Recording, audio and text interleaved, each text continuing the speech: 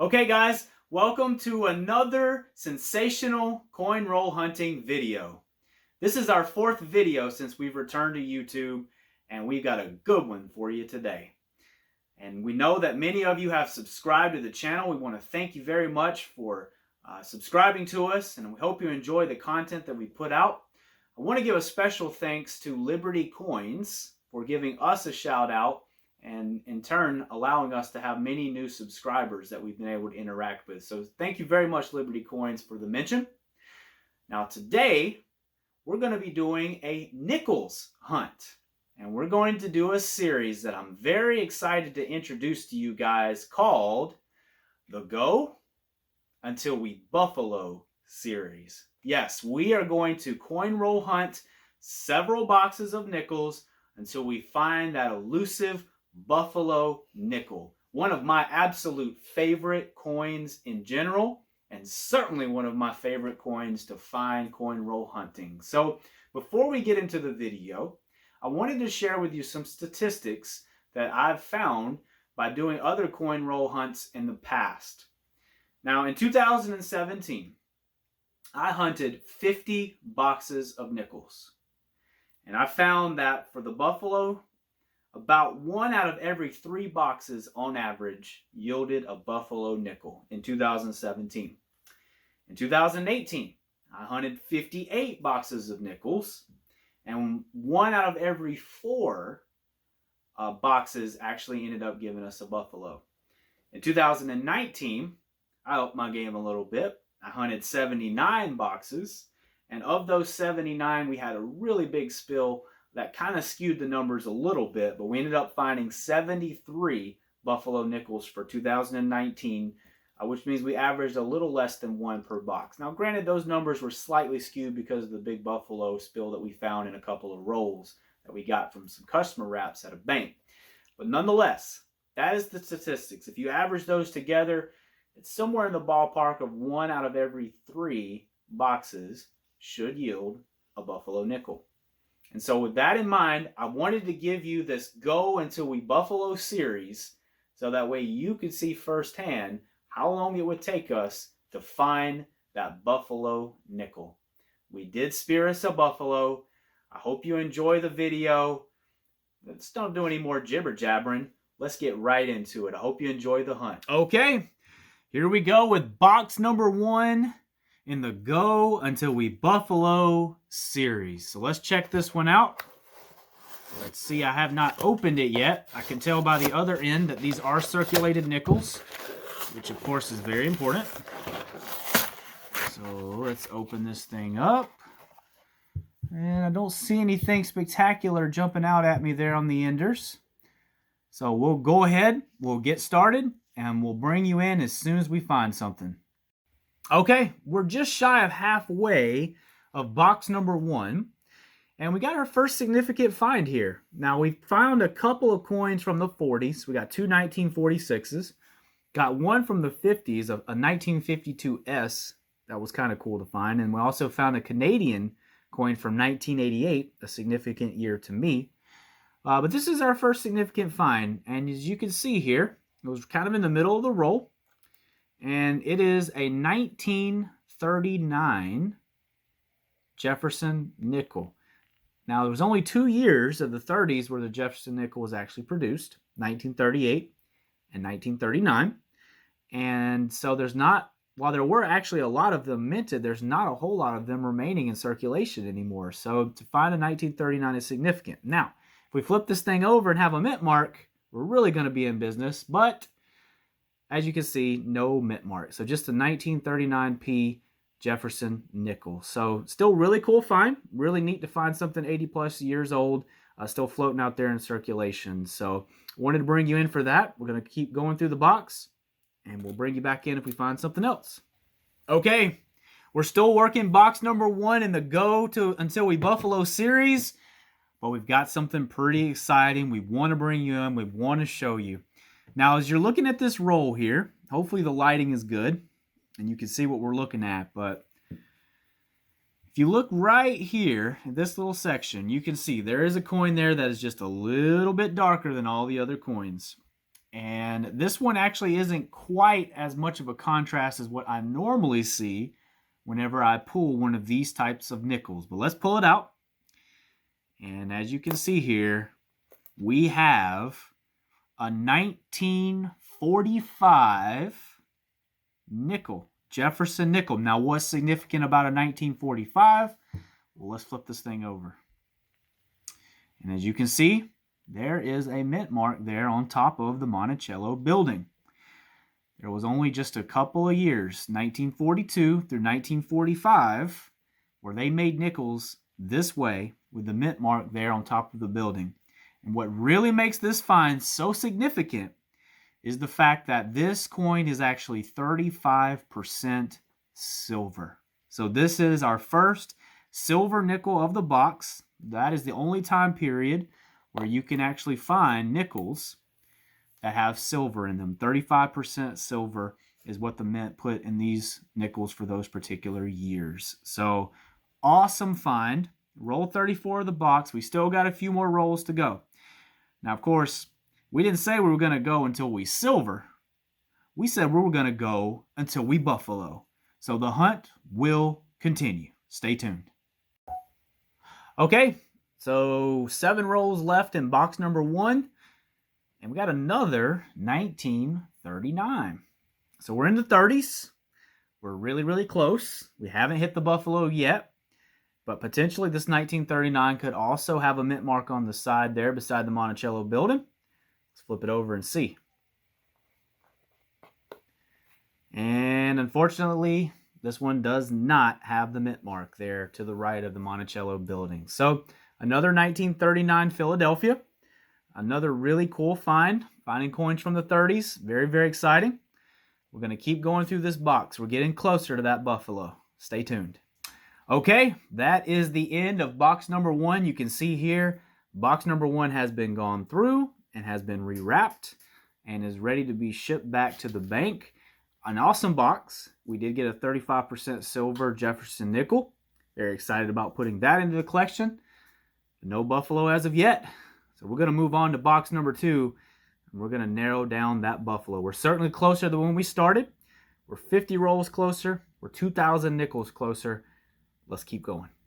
Okay, let's get on with the hunt. Box number 2. Searching for that buffalo. How cool would it be if he was sitting on the end of one of these rolls? Okay. Don't see anything right offhand as far as the ends go. It's a little dark. That could potentially be something. We'll have to check and see.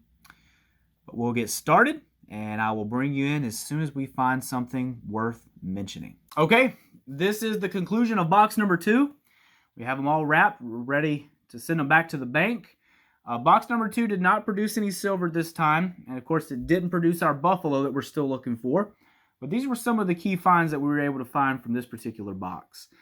Now, the first one we're looking at here, I believe, is the 1947. And what's significant about this is that S mint mark there beside the Monticello building, the 1947S. So that was a neat find. We also got another 1940s coin with an S mint mark, as you can see here. This is a 1940S. So that's kind of neat as well. And then if I had to say what was the best find of the box, would probably be this 1951 that you see there. Now, 1950 and 1951 are 2 of the more rarer Jefferson nickels that were ever minted. Not a whole lot of them made.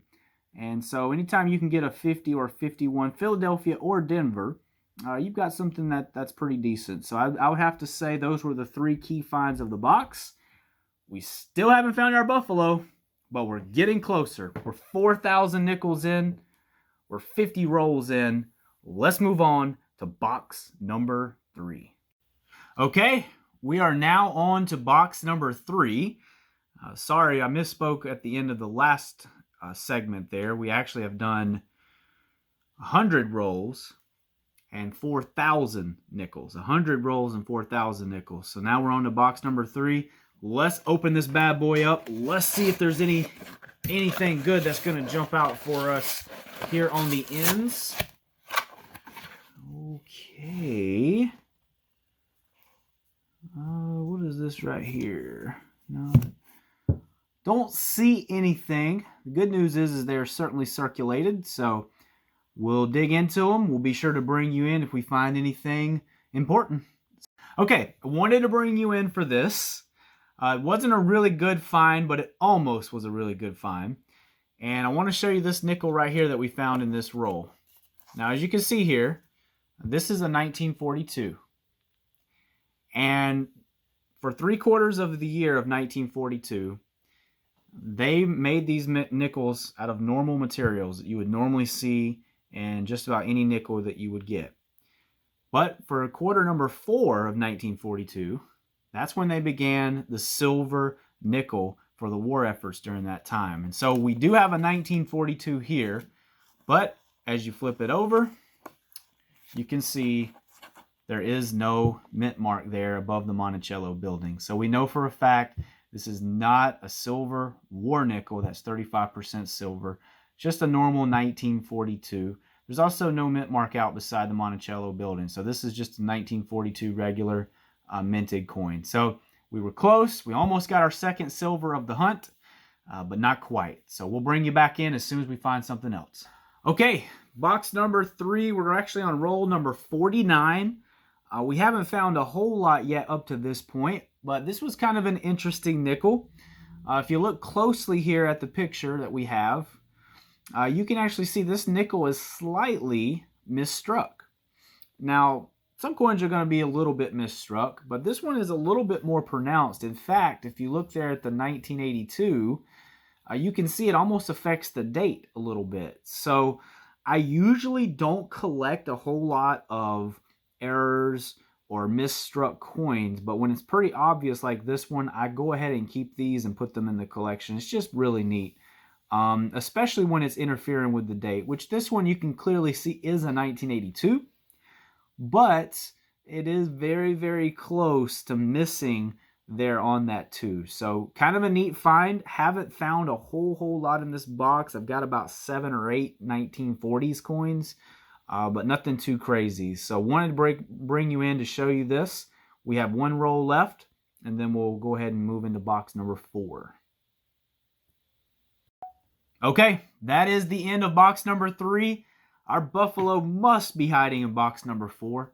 So we're going to go ahead and get started with box number 4. Didn't find a whole lot in box number 3, and that's okay because we know box 4 is definitely going to have our finds. So stay tuned. Okay, we're moving on to box number 4 in the Go Until We Buffalo series. How cool would it be if that buffalo was sitting right here on the end? Let's check that out and see. I did check the other side, peeped through the holes. Didn't really see anything.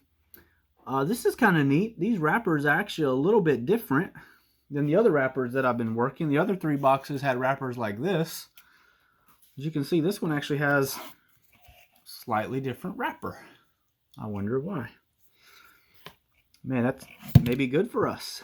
Maybe that means our buffalo is hiding in one of these brown and blue wrappers. So we'll get started, and we'll be sure to bring you in as soon as we find anything. Okay, guys, roll number 4 of box number 4. It finally happened. I don't know if you can see it there, but if you look at the 4th coin, there he is, 1936. Beautiful date on this buffalo nickel. I haven't actually flipped it over to see if there's a mint mark. There is not. There it is, 1936. Buffalo nickel. It is hard enough to find a buffalo nickel, but to be able to find one with a legible date like this one has is really terrific. So that is a sensational find. I was getting a little bit worried. I only had 4 boxes of nickels in stock. I honestly was getting a little bit concerned that I was going to have to run back to the bank and grab a couple more boxes because we hadn't found our buffalo yet. But as you can see, right there, roll 4 of box number 4. We got our buffalo, a 1936. That is awesome, guys. Of course, I will continue to finish this box, and I'll bring you back in if we find anything else. But we did it. We buffaloed. Let's go. Okay, guys, this is the wrap up of the hunt. It took us 4 boxes until we buffaloed, but we did. We got the buffalo nickel. So this was a little bit of a wrap up of some of the key finds that we found in total in all 4 boxes. The bottom row there just kind of represents all the 1940s that we found. We found a few from the 1950s that I kept. Those all have S mint marks, so I like to hold on to those S mint marked 1950s nickels. We found 3 1939s, none of which had a mint mark. And we found 3 Canadians. They were all 3 in different boxes, and they were 86, 87, and 88. So that was kind of neat. The big finds, though, from the hunt, of this 4-box hunt, would certainly have to be these nickels that you see right here. We got the 1945P, Philadelphia mint mark, and the 1936 Buffalo.